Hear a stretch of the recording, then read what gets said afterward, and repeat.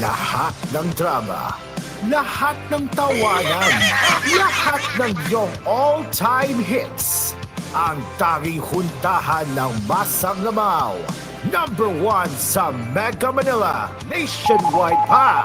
Broadcasting from TGON, TVH Group of Networks. Dito lang sa inyong iisang himpilan. Cool FM. You are listening to Cool FM. Live from Cool Studios. This is Cool News at Noon.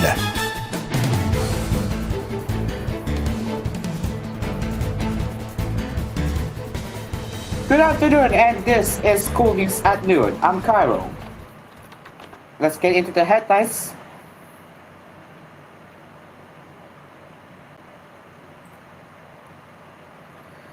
Nearly 1.3 million liters of oily waste have been siphoned from Moratanco Terra Nova from August 19 to September 7, according to the Philippine Coast Guard. The boat is one of the 3 sunken ships in Manila Bay.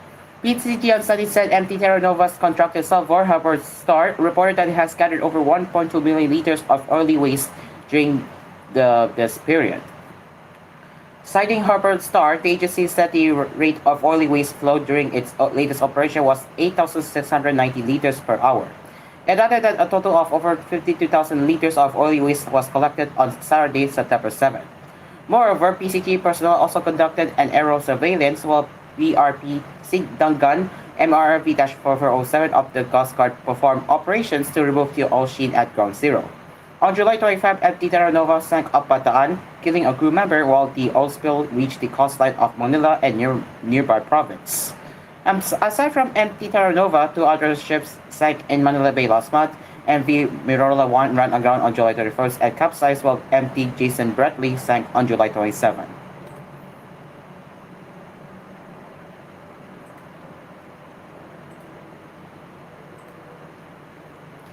After spewing a high volume of sulfur dioxide for the past week, 12 volcanoes' alarming release of harmful gas have subsided. The Philippine Institute of Volcanology and Seismology Philfolks reported this development on Sunday morning, September 8. A total of only 1,379 metric tons of SO2 from 12 volcanoes' main crater was measured over the past 24 hours, and it rose to 900 meters tall before drifting northeast and northwest. It was significantly lower than the 9,645 metric tons of SO2 logged from August 31st to September 7. Philfolks again noted an upwelling of hot volcanic fluids in the main crater lake. No earthquake was recorded during this monitoring period. The volcano sits on Tall Volcano Island, locally known as Pulau, in the middle of Tall Lake in Batangas. It remains under alert level 1, low level of volcanic unrest, according to the state volcanologists. Philfolks reminded the public that the Tall Volcano remained in an abnormal condition and should not be interpreted to have ceased unrest nor ceased the threat of eruptive activity.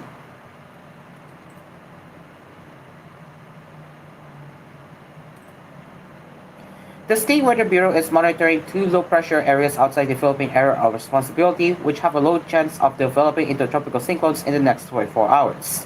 In the morning forecast, the Philippine Atmospheric, Geophysical, and Astronomical Services Administration said the closer LPA was last seen east-northeast of extreme northern Luzon, while the other was spotted east of Mindanao. These similar LPAs, we do not discount the possibility that they will become typhoons in the coming days, but within 24 hours, the chance of them developing is low, and based on our latest analysis, they do not have any direct effect in our country, because like what their specialist Chris Castañeda said. However, she said the LPA east-northeast of extreme northern Luzon is expected to enhance the southwest monsoon or habagat once it moves closer to PAR or enters the boundary. Meanwhile, habagat will bring rain over the western part of northern and central Luzon. The LPA east of Mindanao may also slightly pull habagat once it nears PAR, which may bring rain over the western section of Visayas and Mindanao by the second half of this week. Castañeda further reported. On the other hand, habagat continues to affect most parts of Luzon, while the rest of the country is experiencing partly cloudy to cloudy skies and localized thunderstorms. Despite these conditions, Pagasa did not raise a gale warning in any of the country's seaboard.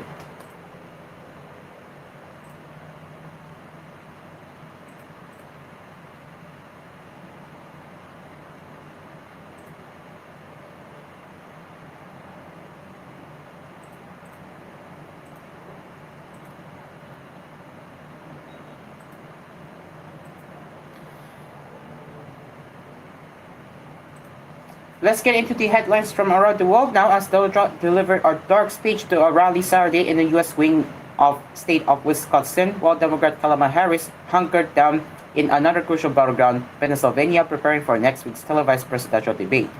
Trump and Harris are now essentially tied in the polls, with the Republican again shocking off a mountain of scandals that would have sent candidates of the past. At the rally in Mosini, Wisconsin, the former president delivered his characteristic stream of insults, exaggerations, and outright falsehoods, painting a picture of an apocalyptic America, sorry, of an apocalyptic America run by a leftist dictatorship, a rogue regime. Under President Joe Biden and Vice President Harris, your government imported murderers, child predators, and serial rapists from all over the planet while weaponizing law enforcement to jail political opponents. Trump told several thousand supporters at an airport in the heartland of Trump's mostly white conservative base. With your vote this election, their lying, cheating, thieving, hoaxing, and plotting will come to an end. He denounced the string of criminal cases he faces over everything from attempting to overthrow his 2020 election loss to Biden to dozens of felony fought convictions in New York. Harris, taking a break from days of debate preparation in Pittsburgh, Pennsylvania, visited a spice store where she drew up contracts to Trump's grim tone. Asked what message she would like to get across in the debate Tuesday, she replied, "It's time to turn the page on the decisiveness. It's time to bring our country together, chart a new way forward." Harris said she was honored by the recent endorsements of two prominent conservatives, former Vice President Chetney and his daughter, former Representative Chis Chetney, adding it's important to put country above party. Asked if she was ready to face Trump, Harris said simply, "Yes, I am." Crowds outside cheered as she left the shop, and the Harris campaign released video of the vice president hugging emotional supporters there, including a young girl. Trump got a boost Friday when the country's largest police union, the Fraternal Order of Police, endorsed him despite his historic status as a convicted felon. And he enjoyed a legal victory earlier in the day when a New York judge delayed his sentencing for harsh money paid to a porn star until after the November election. Trump also appeared before reporters to rail against the women who have accused him of sexual impropriety. Harris, a former California prosecutor, is leaning heavily on her message that she represents law and order in a contest against a convicted criminal who tried to overturn his 2020 election loss, another unprecedented element in a political season that has the country on edge. The vice president jumped into the 2024 race at the last minute after Biden abruptly dropped out on July 21 amid fears over his stamina and mental acuity. Despite a burst of initial enthusiasm from Democrats, Harris has had to race to introduce and define herself. The debate on Tuesday offers her a prime opportunity to present clear policy proposals. She has been criticized for a lack of detail while sharpening her attack lines against Trump. The former president, perhaps seeking to set expectations for the debate, said Saturday that the crook system will not acknowledge if he won on Tuesday. They will say Trump suffered a humiliating defeat, he asserted. Pennsylvania, where Harris is preparing, is closely divided between Republican and Democratic voters and may be the deciding piece in the puzzle of the state-by-state electoral college battle that decides U.S. presidential elections. The debate will be the first ever meeting between Harris and Trump. He refused to attend Biden's inauguration. He would have met her there after falsely claiming the 2020 election was stolen from her.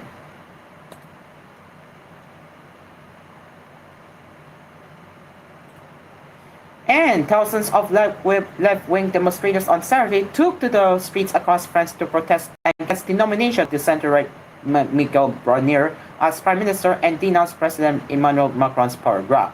Protests took place in Paris as well as other cities, including Nantes in the west, Nice and Marseille in the south, and Strasbourg in the east. Macron on Thursday appointed Barnier, a 73-year-old former foreign minister who acted as the European Union's Brexit negotiator, as prime minister, seeking to move forward up to July snap elections in which his centrist alliance lost its relative majority in parliament. Barnier said on Friday night that he was open to naming ministers of all political stripes, including people from the left. But a left-wing coalition, which emerged as France's largest force after the elections, although without enough seats for an overall majority, has greeted Macron's appointment of Barnier with dismay. On Saturday, many demonstrators directed their anger at Macron and some called on him to resign. The Fifth Republic is collapsing, said protester Manon Boninjo, expressing one's vote will be useless as long as Macron is in the power, added the 21-year-old. Heart left leader Jean-Luc Mélenchon, whose friends on both party and allies belong to the left-wing bloc, has charged that the election had been stolen from the French and called on French people to take to the streets. On Saturday, he urged supporters to prepare for battle. There will be no pause, he vowed. Democracy isn't just the art of accepting that you have won, it's also the humility of accepting that you have lost, Mélenchon said from a track at the Paris protest. Abel Coalier, a 20-year-old student, said he was stunned by the appointment of Bernier, whom he called an old elephant. I'm still young, I want to believe that we can change things, and I will continue to go and vote, added Coalier. The left-wing alliance wanted Kusi Kastet's a 37-year-old economist to become prime minister, but Macron squashed the idea, arguing that she would not survive a confidence vote in the hung parliament. Police expected up to 8,000 people to protest in Paris. Smaller protests took place in other cities across France. It is now 12:11 in the afternoon, and koolNews at noon. We'll be right back.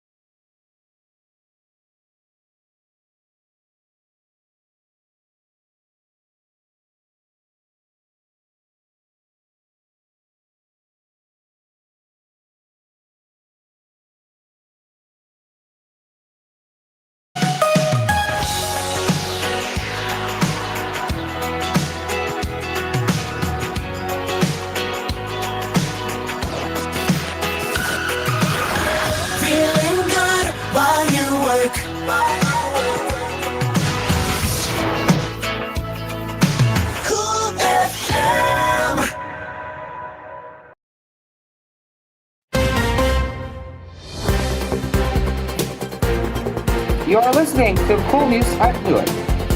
Let's continue with headlines from around the world as the war between Israel and Hamas in Gaza entered its 12th month Saturday with little sign of respite for the Palestinian territory or hope for Israeli hostages still held there. The chances of a trace that would spot Palestinian prisoners jailed by Israel for hostages held by Hamas appeared slim, with both sides sticking doggedly to the positions. Hamas, whose October 7 attack on Israel sparked the war, is demanding a complete Israeli withdrawal, but Prime Minister Benjamin Netanyahu insists troops must remain along the Gaza-Egypt border.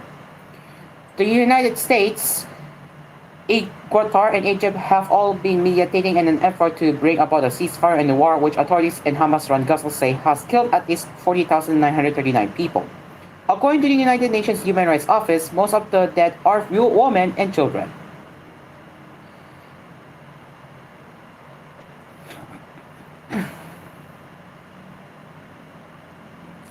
Hamas' October 7 attack on Israel resulted in the deaths of 1,205 people, mostly civilians, including some hostages killed in capacity, according to official Israeli figures. Of the 251 hostages seized by Palestinian militants during the attack, 97 remain in Gaza, including 33 the Israeli military says are dead. Some scores were released during a one-week truce in November. Israel's announcement last Sunday that the bodies of 6 hostages, including a U.S. Israeli citizen, have been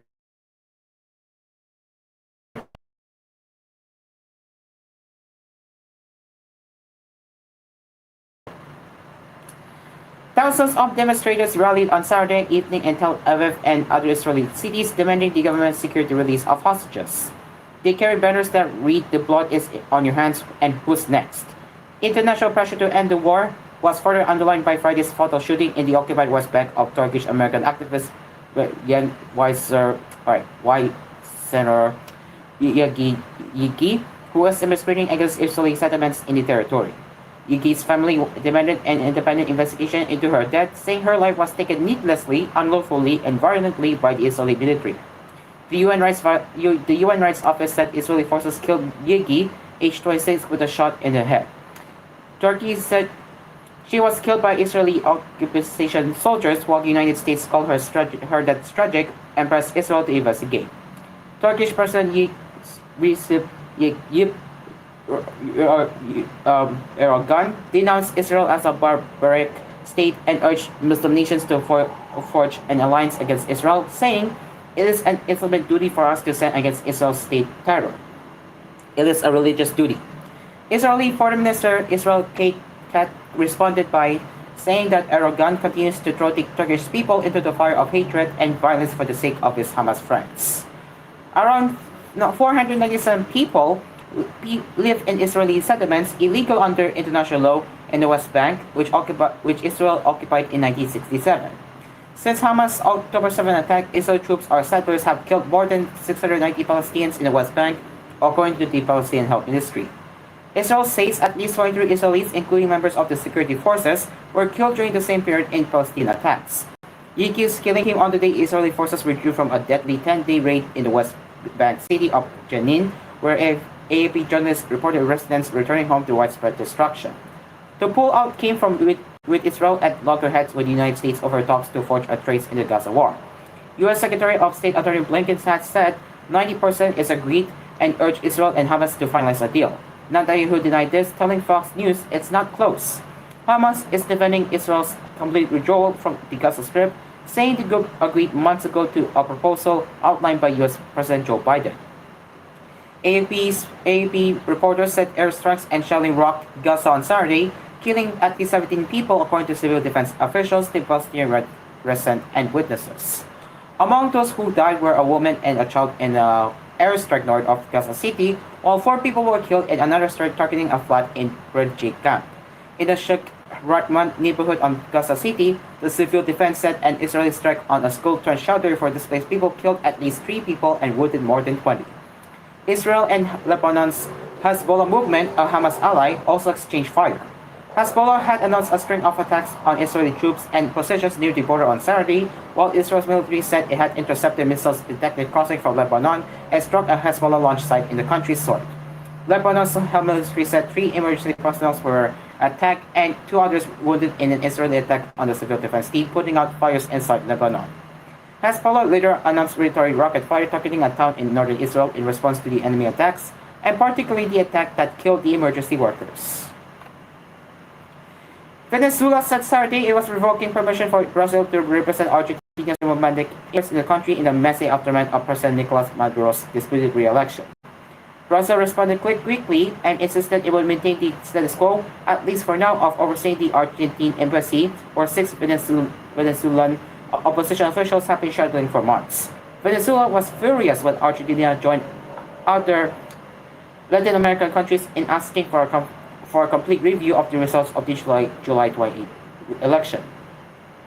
Argentina was among 7 Latin American countries whose diplomatic staff were asked to leave Caracas as Venezuela severed relations with those nations.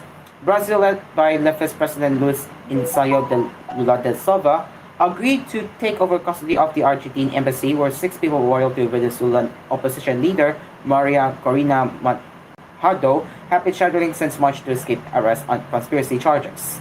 But on Saturday, Venezuelan Foreign Minister Miguel Caracas was immediately revoking its permission for Brazil to keep custody of the embassy and represent Argentine interests in the troubled oil-rich country.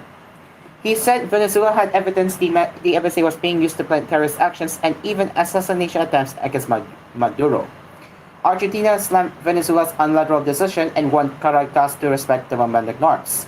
Any attempt to interfere with or kidnap the asylum seekers who remain in our official residence will be harshly condemned by the international community, Argentina's foreign ministry said in a statement, while also thanking Brasilia for its commitment and responsibility in taking care of its interests in Venezuela. Brazil's foreign ministry said Brasilia would continue to represent Argentine interests in Venezuela and keep custody of the embassy until Buenos Aires names another country to do so that is acceptable to Venezuela. The statement insisted the Argentine embassy compound in Caracas was inviolable. The Venezuelan opposition said Saturday morning that the Argentine embassy was under search and electricity had been cut off. Vehicles of the Venezuelan security forces have encircled the compound since Friday night. Venezuela has been in a political crisis since authorities declared Maduro the victor of the July 28 election. The opposition has cried foul, claiming it had evidence its candidate had won by a comfortable margin. Numerous nations, including the United States, European Union, and several Latin American countries, have refused to recognize Maduro as the winner without Caracas releasing detailed voting data. Post-election violence in Venezuela has claimed 27 lives and left 192 people injured, while the government says it has arrested some 2,400 people. And UK Prime Minister Keir Starmer on Saturday began the first visit by a British leader to Ireland in 5 years, vowing to reset damaged post-Brexit relations between the two nations. The visit, described by Downing Street as a historic moment for UK-Ireland relations, signals a further warming in bilateral ties that had frayed under the UK's previous Conservative government. Irish counterpart Simon Harris welcomed Starmer to Dublin, with the pair shaking hands and posing for photographs before heading for talks. Today we're brilliant to flesh out what a reset actually looks like in a practical sense for our citizens. For our citizens on both islands, Harris said at the beginning of the talks. And I certainly know that it has to be embedded in things like peace, prosperity, mutual respect, and friendship. Starmer added that the reset was really important to me and my government. It can be meaningful, it can be deep, he said. Both leaders stressed the importance of their joint roles as guardians of the Good Friday Agreement, the landmark peace accord brokered in 1998 that ended decades of sectarian violence in Northern Ireland. Boosting economic growth was also due to be high on the agenda, as well as the joint response to international sea crisis, where Harris said the two leaders were aligned in so many ways. Harris, who became Street Prime Minister in April, was the first international leader hosted by Starmer in the UK after his landslide election win in July. The pair chatted over pints of Ireland's national drink, Goodness, at the British Prime Minister's country residence, Great Course, northwest of London, before a larger meeting of European leaders.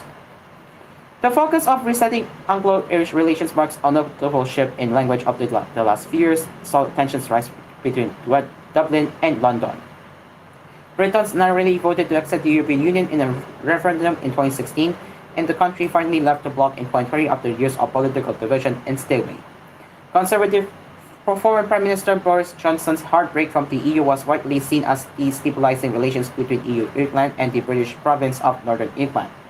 Since taking power, Starmer has moved to begin the repeal of the law granting conditional immunity to perpetrators of crimes during Northern Ireland's decades of Syrian violence. The move has been fairly opposed by relatives of those who lost their lives in the Troubles.